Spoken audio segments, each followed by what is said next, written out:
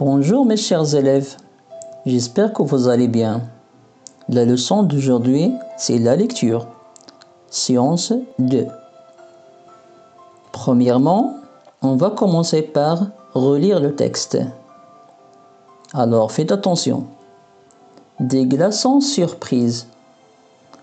Pour préparer des glaçons surprises, tu as besoin de suivre les étapes suivantes. Remplir une carafe d'eau fraîche, acheter des fruits, fraises, raisins, oranges, framboises, etc. Laver les fruits et les découper en petits morceaux. Mettre ces morceaux de fruits dans un bac à glaçons, puis couvrir le tout avec de l'eau. Placer le bac à glaçons au congélateur durant 4 heures. Les glaçons surprises sont prêts. Je relis une autre fois. Des glaçons surprises. Pour préparer des glaçons surprises, tu as besoin de suivre les étapes suivantes. Remplir une carafe d'eau fraîche, acheter des fruits, fraises, raisins, oranges, framboises, etc. Laver les fruits et les découper en petits morceaux. Mettre ces morceaux de fruits dans un bac à glaçons, puis couvrir le tout avec de l'eau. Placer le bac à glaçons au congélateur durant 4 heures. Les glaçons surprises sont prêts. Maintenant, on passe à la rubrique Je lis et j'écris. La question 8. Écris les mots avec les syllabes données. Écris les mots avec les syllabes données.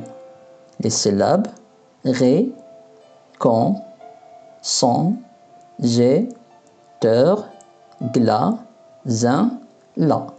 Donc ici d'écrire les mots en utilisant les syllabes données.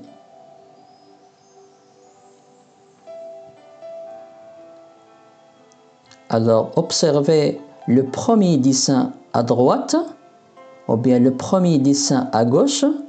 Qu'est-ce qu'il représente? Oui, ce sont des glaçons. Très bien. Maintenant le deuxième dessin, qu'est-ce qu'il représente? Oui, c'est un congélateur. Et le dernier dessin, qu'est-ce qu'il représente? Oui, ce sont des raisins. Des glaçons, un congélateur, des raisins.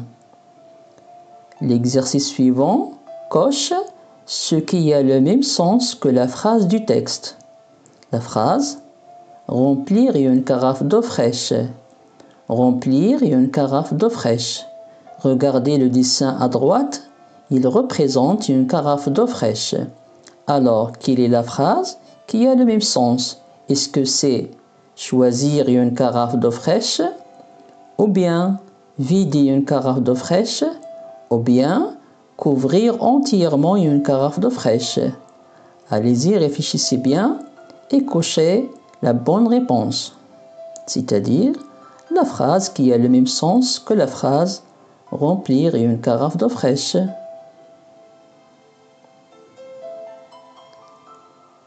Alors, bien sûr, la phrase qui a le même sens que remplir une carafe d'eau fraîche, c'est la dernière phrase, c'est-à-dire couvrir entièrement une carafe d'eau fraîche. On passe à l'exercice suivant. 10. Barre l'intrus, puis recouper les mots de fruits. Barre l'intrus, puis recouper les mots de fruits. Pomme de terre, orange, mandarine, cerise, fraise, raisin, pomme. Donc cherchez l'intrus, c'est-à-dire ce qui n'est pas un fruit. Oui, cherchez ce qui n'est pas un fruit et barrez-le, et après vous allez recouper seulement les fruits. Alors, l'intrus, c'est pomme de terre, c'est pas un fruit. Les autres, ce sont des fruits. Orange, mandarine, cerise, fraise, raisin, pomme. orange, mandarine, cerise, fraise, raisin, pomme. Alors maintenant, faites attention. On va lire cette phrase. Je ferme le robinet. Je ferme le robinet. Qu'est-ce que je fais? Oui, je ferme le robinet. Qui ferme le robinet? Oui, c'est moi. Donc, c'est le pronom je. Je. Je ferme le robinet. Qui ferme le robinet? Oui, c'est moi. Donc, c'est je. Je dis je ferme. Je ferme le robinet. À la fin de ferme, qu'est-ce qu'on a écrit? Oui, on a écrit E. Donc, à la fin du verbe ferme, on a écrit E. Je ferme, E. Je ferme le robinet. Regardez la deuxième phrase. Tu fermes le robinet. Tu fermes le robinet. Qui ferme le robinet? Est-ce que c'est moi? Non, bien sûr, c'est toi. D'accord, donc c'est tu. Tu fermes, tu. C'est toi. Tu fermes le robinet. Tu fermes le robinet. Regardez maintenant ferme. Qu'est-ce qu'on a écrit à la fin? Oui, on a écrit ES.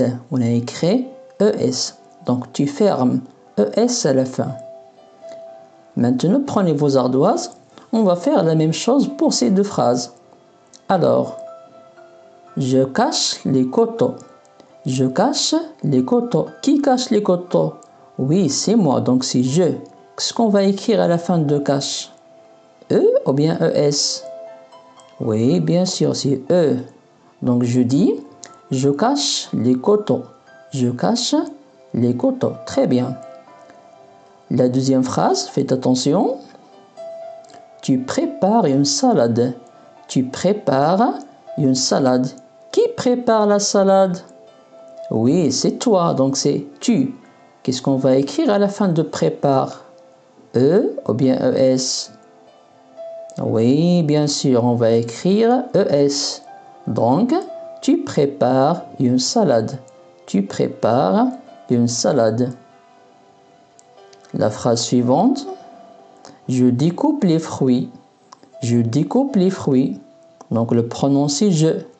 Qu'est-ce qu'on va mettre à la fin de découpe?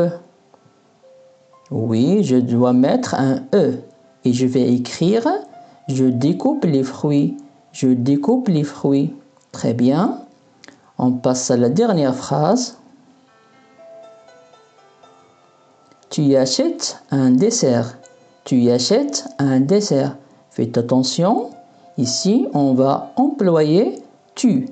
Donc, qu'est-ce qu'on va mettre à la fin de achète? Oui, on va écrire ES. Donc, on va dire tu y achètes un dessert. Tu y achètes un dessert. Très bien. Maintenant, on retourne à notre exercice. Exercice numéro 11. On tourne le mot qui convient, puis recopie. Donc, je décore E, décore ES. Donc, vous allez choisir la bonne réponse. Je décore la coupe de fruits. Tu manges avec E, mange avec ES. Un gâteau au chocolat. Donc, choisissez la bonne réponse.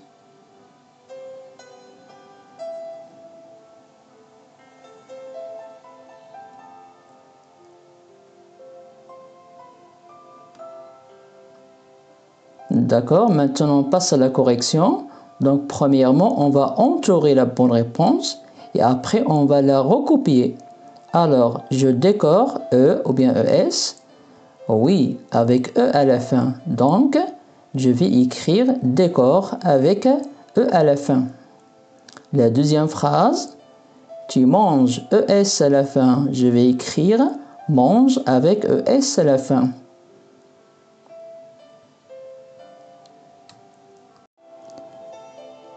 Et voilà, c'est la fin de notre séance. Merci pour votre attention et à la prochaine. Au revoir.